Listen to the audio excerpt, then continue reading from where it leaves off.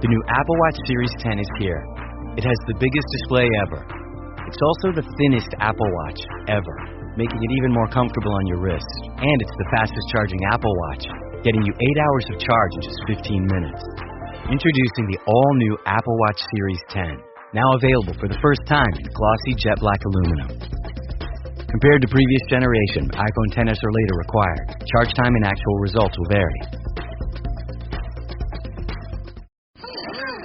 This year, Santa's bringing the power of Energizer into his workshop. Whoa, the Energizer Bunny's got so much power. Wait, you powered up all the toys. I think that means we're done for the year. I love this bunny.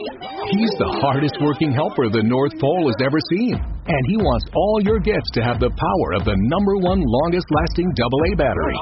So this holiday season, stock up on Santa's and the elves' favorite battery, Energizer Ultimate Lithium.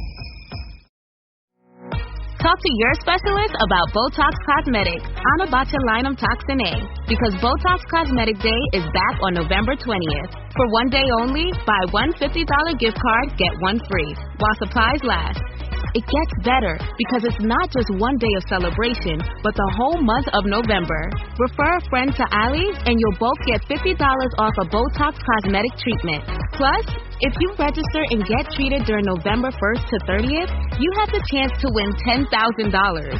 For prescribing information and box warning, visit BotoxCosmetic.com or call 877-351-0300. No purchase necessary for sweepstakes entry. Treatment must occur by 12/6.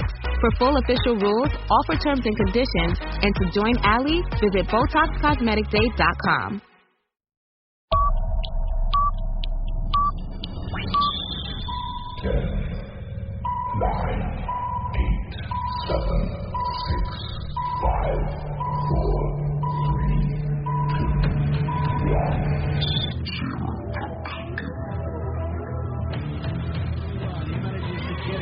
Jacob Minter. Yeah, good job with the shot, and the Slough Jets have taken the lead on the power play. With 23 with the shot for a goal. No need for the save from Lordo. And Campbell finds himself in, and it's 3-1 to the Johnson Chieftains.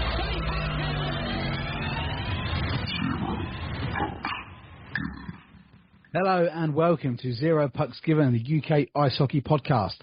We're in partnership with the Hockey Art Co., hockey clothing for hockey people, worn by the best and hated by the rest. Listeners to the ZPG network get 10% off everything site-wide at hockeyartclothing.co.uk.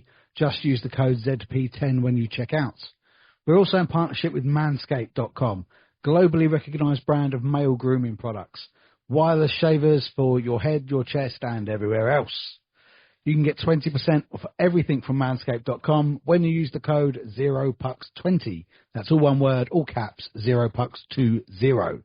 And we're on the Sports Social Podcast Network, the largest sport podcast network in Europe, boasting over 500 podcasts from more than 20 different sports. And we're delighted that the ZPG network, which is ZPG Ice Maidens and Zero Pucks Given, are part of it. Well, hello, welcome along. This is episode 130 of Zero Pucks Given. I'm Ben. Thank you so much for joining us. On this episode, we're going to be catching up with one of the MK Thunder players. Obviously, they've not had the best starts of the season. In all fairness, the fixture list hasn't been the kindest to them. But they're coming into a run of games now where I know that Will Fry is really going to look to start getting some points on the board. So we're going to be catching up with their forward, number 12, Sean Reynolds. How are you doing this evening, mate? You okay? I'm good, thank you. How are you? I'm very, very well. Thank you so much for joining us. You're our first Thunder player of the season. I mean, there's no two ways about it. It's been a difficult start to the season, but how is things in the room right now? I think they're getting there. Everyone can feel that it's coming. We're definitely due for a win. I think we've got Oxford next weekend, so I think we can definitely get it this weekend. But I definitely think we deserve it with all the work that we're putting in. So yeah, I've got to be honest. I mean, I've probably seen you guys the most other than Chelmsford. I've sort of seen you live a couple of times. I've caught the stream 3 or 4 times as well. So I can see that the hard work and the stuff that's going in there. And it's, even though I think back to the game you had at home to Romford, I think you scored a short-handed goal in like the first couple of minutes. It was a fantastic finish. And it's so close. And I know Will says every week on his Coach of Sports, it's so close. It's really getting there. But it's, yeah, like you say, I think you're just going to need to get that one win. and then the confidence might flow a little bit. But it's tell us a bit about Will, because obviously he's come from like coaching the university team as well. So is his level of coaching obviously with the diversity of players that would be at uni level, because they don't technically have to be British, do they, to play for GB University? I don't think so, no. But yeah, he's I've had a good like range of coaches like throughout my career. I mean, I've had like the likes of like Milos, Danny Myers, and all them lot. And honestly, like he's up there with like their standard. I think the systems that he's put in is like really strong. Like I quite like how he like coaches and like his style. And he's definitely about like development, and like he's really good with like, especially with like the younger players in terms of like trying to develop them to get further. So I think he's definitely one of the best, like one of the better side coaches that are out there. And I think it's gonna work out eventually. I think it just needs a little bit of time. He's got the structures in place, and I definitely think that it's gonna, it's gonna get us somewhere.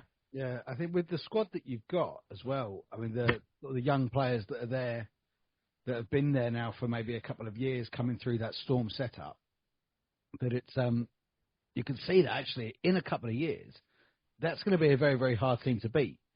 And you've got your experienced guys in there like your Mark Austins and your Don Welthals. And in all honesty, they're getting outshone by the likes of yourself and Caleb Sheehan, particularly in nets, who's playing fantastic. So, I mean, how do them experienced guys in the room help you guys along? I mean, you can definitely like tell that like they're more of like the talkative kind of guys. They're there.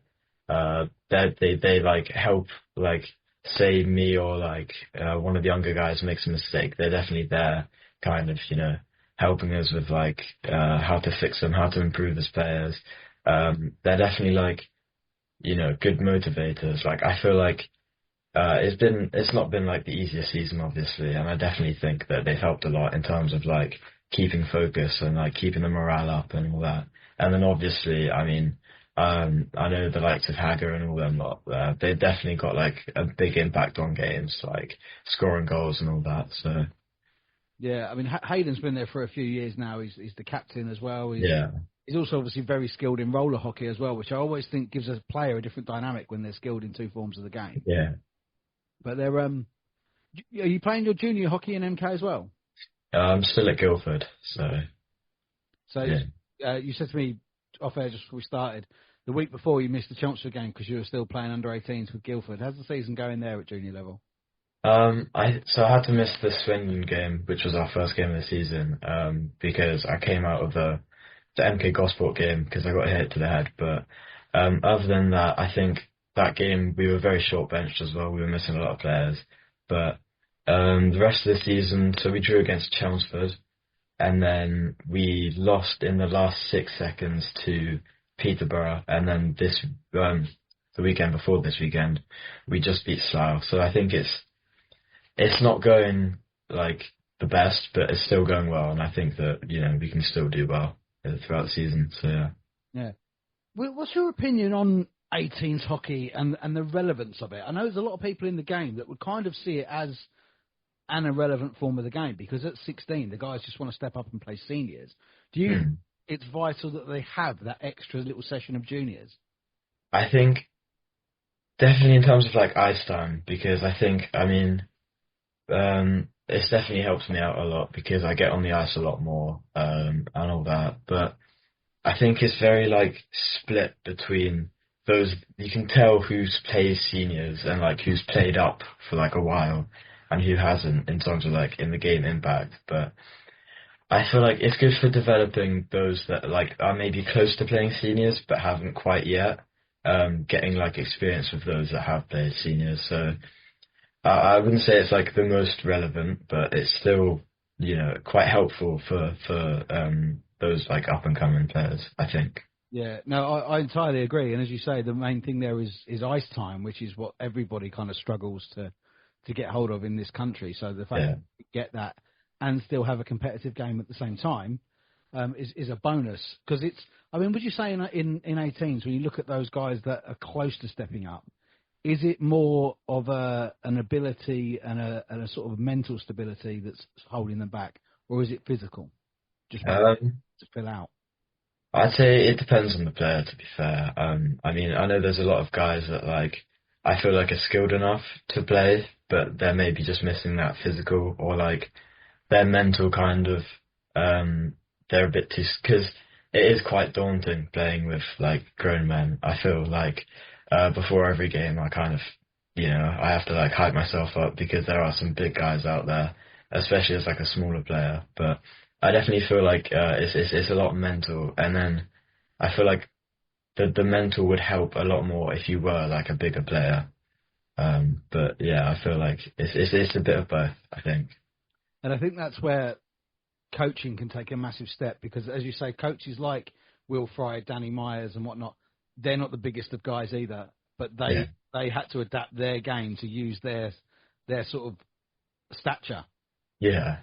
Make it an advantage for them, and they both did that to, varying levels of success. Particularly Danny, obviously playing for GB. Yeah. But they're, I mean, what is that like then, as an 18-year-old player or an under 18 player? You stand on the blue line against 20 grown men. What's the mentality there? What are you thinking? Well, I'm a very chirpy player, so like, I feel like I kind of just like. I think I scare them down. I'm trying to like scare them a bit, but it definitely doesn't work. But it is quite kind of scary because like you see the guys and you're like, oh god, like imagine if he's coming at me full speed. It is a bit scary, but I feel like I'm starting to get used to it now. So it's a bit like it's not like it's very physical, but it's not as like it's cleaner than I thought it'd be. So you love a chirp as well, do you? Yeah, absolutely. You got any particular favourites?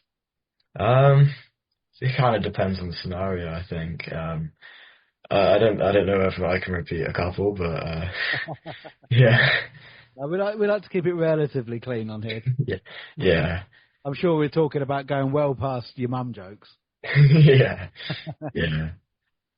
Excellent, mate. Excellent. So now, obviously, say this season that you're having with Guildford at the juniors, is this going to be your last junior season before you age out? I've still got one more season left, but yeah. And do you think you'll keep doing that? I think it depends what happens next season. I mean, I want to stay at MK and then see what happens from there, but I'm hoping to further in my career, hopefully play like national and all that. So I'll see what happens next season, but for the moment, yeah, I'll stay playing 18 Guildford next season. Yeah, love it. And as you say, an ambition then to stay in this country and play as high as you can, or perhaps even look abroad? I have talked to my parents about having a look abroad because after A levels, maybe going to university abroad and stuff like that. But it's like a big kind of commitment. So I'm not 100% sure yet, but. For now, I know when I was younger, I definitely wanted to play in the Elite League, like Danny Myers, because I always looked up to him when I was younger. So I feel like it'd definitely be cool to play in the Elite League and follow in his footsteps. Yeah, absolutely. It's so I mean, going back then to sort of why you started playing the game. Are you Guildford lad sort of through and through? So you had the rink down there in Guildford. So. When I was younger, my dad was in the army, and he actually got posted over to Canada in Bathurst, and they have a rink. So there's a little village in there with all the British families from that got posted over, and they have a rink there. And we started playing hockey then, and then obviously when my dad got posted back, we came and we got posted back to Surrey, and then we applied to the three local clubs, so Basingstoke, Bracknell, Guildford, and Guildford were the only ones to get back. So obviously we went over to there, and then I kind of just fell in love with the club, and I've just stayed ever since. So yeah. So learning to play in Canada, were you playing against other Brits, or were you playing against young Canadians as well? So we were playing against other Brits usually, and then we kind of had friendly games against some of the local Canadian teams, and then I think there was a couple tournaments against just single A teams, which was pretty fun, especially when you're younger. Did your dad ever play for the army at all? He played in the Army League, but I'd it out there, but I don't think he played the Army team, because I know there's a couple Army teams out in the UK, but I don't think he played for them there. Yeah, that in all honesty, the names of them escape me. But obviously, we had Sam Robinson on a couple of weeks ago, who plays for one of the Army teams.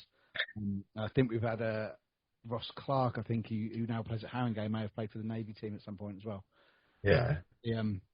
I wonder, do you think that rivalry in ice hockey between Army and Navy would be like it is in rugby, where they have that game at Twickenham every year? And absolutely, it must be, sure. Yeah, it's quite funny how they're kind of all there to do the same job, but the rivalry between them is absolutely insane. Yeah, exactly. They have to be the best at their job, so.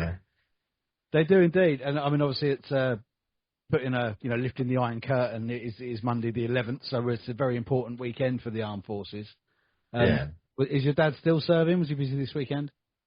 No, he's retired now, but he was. I know yesterday he was doing a parade because he's he knows all the veterans there, so they all did a parade where we live. So yeah, love it. He's still in. Yeah. Did that have a profound effect on you growing up? Because I know it can be quite intimidating, but as well as quite inspiring when a member of your family is in the armed forces. Did it have an effect on you growing up? It definitely kind of I feel like I haven't had a normal kind of childhood, moving around a lot. I've had to make a lot of friends. I went to a lot of schools, but at the same time, it's given me a lot of opportunities. I wouldn't be playing hockey right now if he hadn't been in the army, I don't think.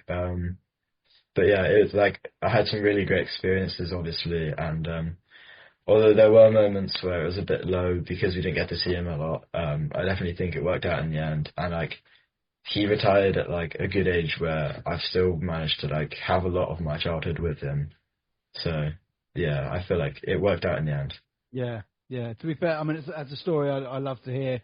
I live in Colchester, which is a big military town, so I've got a lot of friends that have had a similar upbringing to yourself, and going back a few years sort of previous than that, where there was obviously a few more conflicts and whatnot going on. But no, I think it's one of the things that makes me very proud to be British is the armed forces and the way that is all taken care of, and the sort of pomp and ceremony that we've had this weekend. I don't think any other country in the world does it as good as Britain do it. Right, yeah. Which I mean, and in ice hockey as well, Britain have been doing it pretty well in recent times. They've just been relegated from the very top pool. You've represented GB at junior level, haven't you? Tell us about that. Oh, it was an amazing experience. I mean, I wasn't sure what would happen with it, but just the feeling of getting picked. I woke up for school as normal. My mum came in and told me, obviously, and I've never been more excited in my life. Because it's something that you've worked towards your whole life. As an under 9, under 11, you look up to those players, and to actually be one of them, putting on that jersey, is just an unreal feeling. Yeah, who was in that roster then that you were selected in? We had Joel Myers, probably one of the biggest names. Ethan Locke, Sam Miller, Richard Missons, who just dominated that tournament. I think he scored nearly triple the amount of points as half the people there. And then we had players like Darren Sporforth, Max Van Mullen as well. It was a very full roster, I'd say. Yeah, I'll tell you that Max Van Mullen, I saw him Saturday night. It's the first time I've actually seen him in the flesh.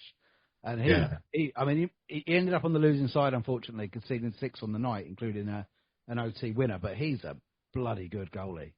He is. He's annoying to play against. Yeah, I noticed what he was there when when someone's got the puck behind the goal in Gretzky's office there, and he's like this. Yeah. For those not listening, I'm waving my hands around in the air because he's trying to block the view of the forward, seeing where the puck is. I mean, for a young kid, he's got some front. Oh yeah, absolutely. He is. He's one of them where you just gotta love him. As soon as you get to know him, he's just such a joy to be around, and he's definitely he brings the morale to the team. No matter what team he's in, he brings the heart to the team, definitely. Yeah, which is great for a goaltender because we've said on here many times when we have them on, they can't lose you a game, but they can certainly win one on their own. Absolutely. And they need to be a character as well to do that. So as you said, they're playing with the guys through GB and that. Who do you think is the best player you've played with right the way through? I'd have to probably say Richard Missons. I mean, just the way that he plays is so unique. I don't think I've seen like anyone, even against like teams abroad. I don't think I've seen anyone play like he does. Like you have like your set players where you have like the grinders, the snipers, and all like or like the goal scorers and all that, and he's just all of them in one. It's definitely good. Like it's good to have on your team, and it's awful to play against because no matter what, he just impacts the game. Like whether or not he's scoring goals or he's like shutting down on defense, it's amazing to watch.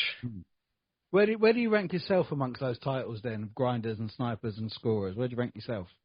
I definitely say I'm more of a grinder, but like I can get the occasional goal or like make the occasional play, but overall I definitely say I'm more of like a try and lay the body, try and like just keep up the tempo of the game. Yeah, I must admit, cause your skating style is a favourite of mine. There's a few players that you see that have that kind of style. It's kind of almost like a speed skating style, arched over a lot of action in the arms that builds up a lot of pace. And I got to admit, when I watched that game against Romford and you went through early doors on that shorty, as soon as I thought he's going to score. Yeah. You could just see it in the way he's gone through. He's going to score. So, did you adopt that skating style from something you saw, or was it something that came natural to you? I think watching a lot of like just NHL as I grew up, I think I kind of just watched what worked for me. I definitely watched like the younger players. I mean, I tried to adopt my style after like, do you know Johnny Goodrow? I was a Calgary fan when I was younger, and like I watched him like a lot. So I definitely tried to like play similar to him in like the way that he moves and all that. So I definitely say that's probably most where I got my skating style from. But it's just kind of what works for me, I guess. It's like I've always been the kind of like small guy that like tries to like skate as fast as he can everywhere. So yeah, 110% at all times. Exactly. So I mean, talking in the NHL, was Calgary your kind of closest team when you was out in Canada? Yeah, I think we were 1 or 2 hours away, which in Canada is basically like 10 minutes away. So we have this conversation with any import that comes on here. They're just kind of like, it blows their mind at how small England actually is, and we all think it's a nightmare to get everywhere. And they're like, well, it's only like 4 hours. Yeah, the roads are just clear. It's amazing. Yeah, I mean, it's a beautiful part of the world over there in Western Canada as well, isn't it? It's absolutely stunning scenery. It's absolutely, yeah. Somewhere I've not managed to get. I've been Eastern Canada. Toronto is one of my favourite places on earth. But Western Canada is definitely one for the bucket list. I mean, so sticking with the show then, are you still a Calgary fan? Absolutely. It's tough at times, but it's definitely good because it's nice to like have a local team to support, and we do get the occasional win. So yeah, it's the time wise though isn't great, is it, for the face-offs? Oh no, no. No, it's bad enough for me following Toronto, and believe me, I know about pain being in Toronto. Yeah. But do you think that because I've been watching a fair bit of the highlights and stuff this year, it feels different this year. I'm not sure what it is about it, but something feels different. Yeah, I don't know, because this is probably the season that I've been most watching the highlights as well. But yeah, I've definitely noticed like a difference, and just kind of like it's definitely like, it's weird. The worst teams are kind of winning, which is a bit weird, because I know we went unbeaten for like the first 4 games, which was just unheard of. But like the whole kind of like atmosphere is just a bit unusual, yeah. Yeah, I mean, like you say, teams that people weren't expecting to do much. You know, Utah have started really well. The Ducks have started really well, and like from what I've been watching the highlights, like the pace has almost gone up a level. The physicality come down. I'm not sure if they're actually now a little bit more aware of just how many people across the world are watching them after the documentary on Amazon Prime, the Face Off documentary. Have you seen that? Yeah, it's great. Yeah, it's super. The access they got, particularly with the likes of Conor McDavid, it was just absolutely incredible to get that sort of money. So I think now maybe that they've always known they've been a big deal in their home cities, but I think they kind of now know that it's a big deal across the world, and I think the sport is actually having a bit of a global boost. Yeah, definitely.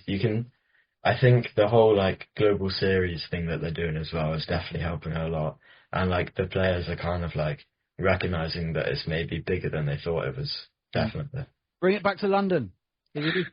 Anyone in America or North America listening, bring that global series back to London. I know it didn't go particularly well. I think that was the last time I did it. I think it was about 2009. I think I did it. It didn't go well, but yeah, bring that back to London. I think it's got more popular now. Absolutely.